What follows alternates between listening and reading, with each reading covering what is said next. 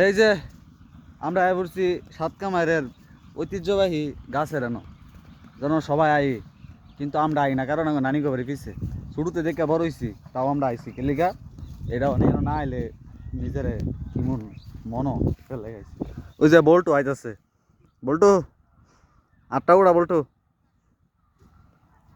বল্টু দারোগার দারোগার পুত বল্টু। এই যে হে গাছ মানছে হুদায় আয় এনো কিছু নাই গাছ, এই যে বট গাছ, এই গাছের একটা ইতিহাস আছে।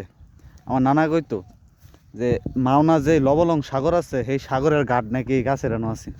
এটা কতটা সত্য কতটা মিছা জানি না, কইতো মুরব্বীরা, আমরা হুইন্না মাইন্না চলতাম।